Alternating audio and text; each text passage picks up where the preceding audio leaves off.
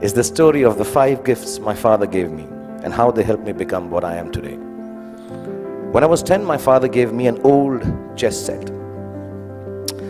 Chess is a reflection of life, they say, and as cliched as it sounds, it's probably true. The first thing it teaches you is that every move has a consequence, whether you perceive that it does or does not. Nothing you do, not a single moment, is empty of living.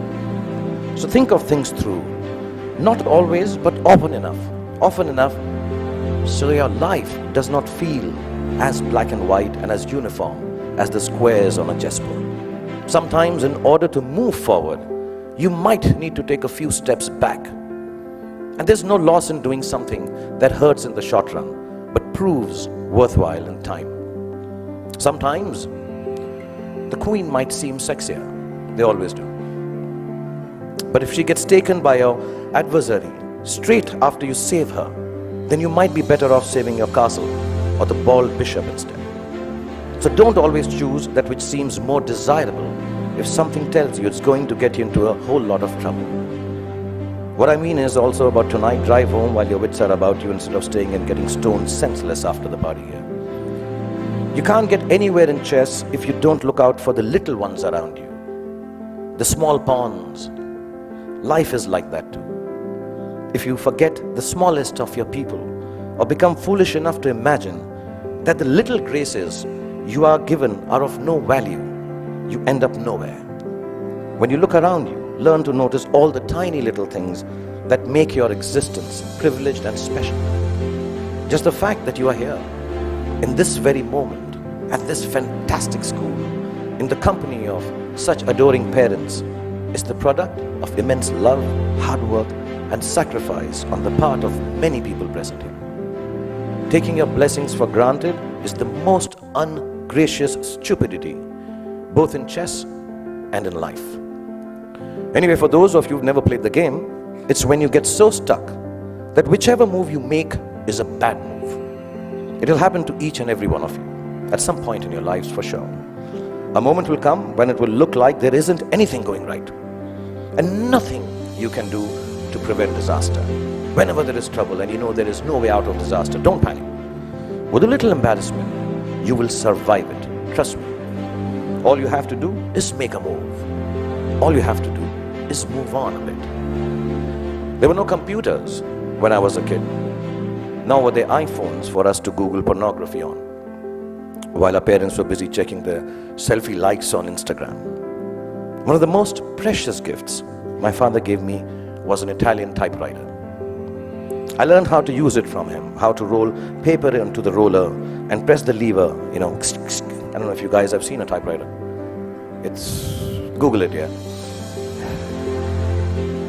Yeah, the clicking sound of the letters as I press them with my fingers, forming words on blank pages, fascinated me. To use a typewriter well, you needed diligence.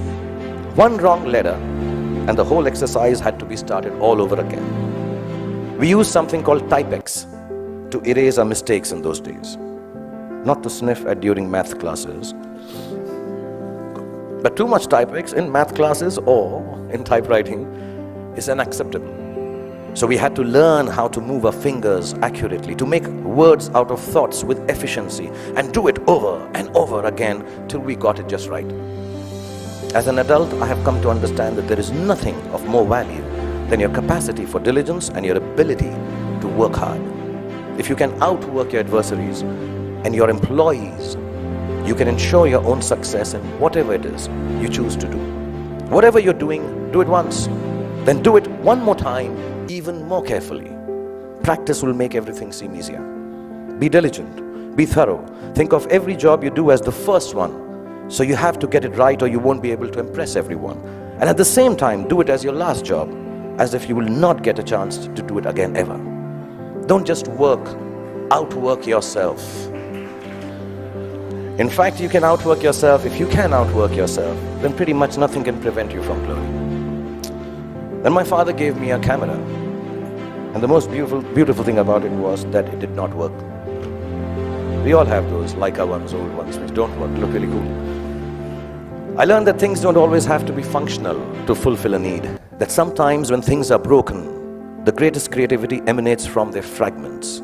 I found myself looking at my world magically through the unusable lens, and the fact that there was never any actual photograph to see taught me my most important lesson yet.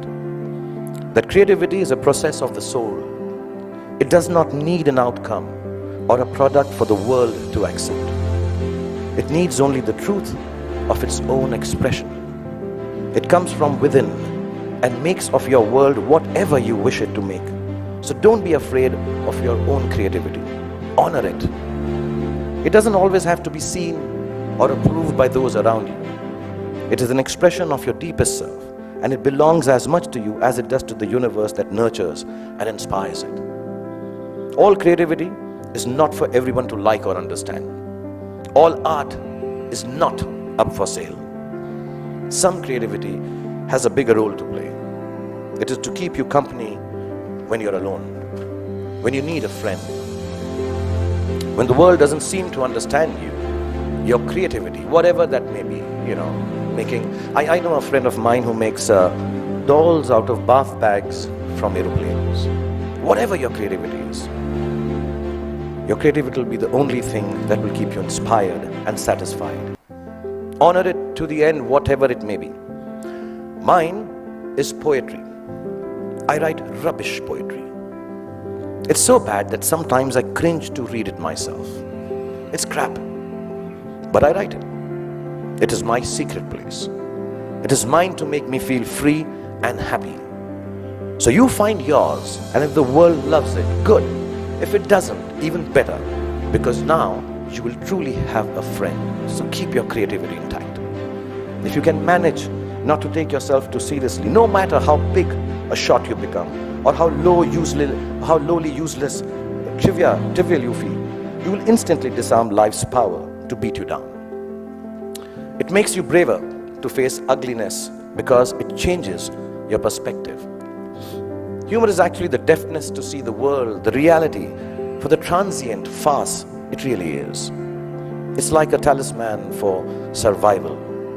Cultivate it and allow it to lighten every heavy moment. Wear it like a vulgar tattoo if you don't already have one. Don't ever let it get washed away in the turbulently beautiful seas of life. It's your ticket to staying young and childlike forever. And you'll realize why it matters to stay childlike when you're my age. And you watch this speech on YouTube with your children. I'll probably have kicked the bucket by then, having smoked enough cigarettes to light up a forest. But I certainly hope that you will have understood what I understand now.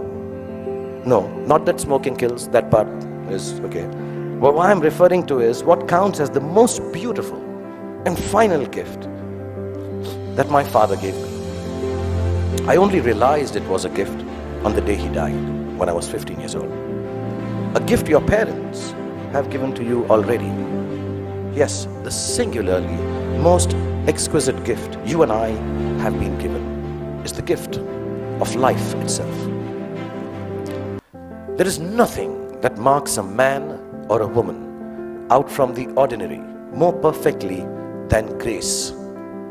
Grace is the consciousness that life is bigger than we are, and therefore our gratitude for it must match its vastness. It is the understanding that everyone we encounter, whether they are loving towards us or offensively abrasive, is a human like we are. It is knowing that experiences shapes human beings, and no matter how good we are at something or how successful we may become, we are never better than the other person. If you can live your life with grace towards those around you. Okay, actually, what the hell? Because I came here and told you a secret that I write rubbish poetry, I'm going to read out a poem and end this. This is the most rubbish poem you'll hear, but keep it in your heart because I'm the damn chief guest tonight. If your after party EDM stone sunrise has found you, with dogship, wrappings and friends that will not confound you, and you start on this journey with a brave heart about you, if you live life with grace towards those around you, you'll get where you have to, and it won't astound you. If it isn't Ferraris and a White House that downed you, you won't need an entourage to always surround you. It's your truth you will have that will shelter and ground you. And you'll remember this day as the day that unbound you. From the walls of this beautiful school and the teachers, exams and all the rules that sometimes seem to hound you. And let me tell you, you all will be successful. Let me remind you. Now it was remind, but because it's not rhyming, so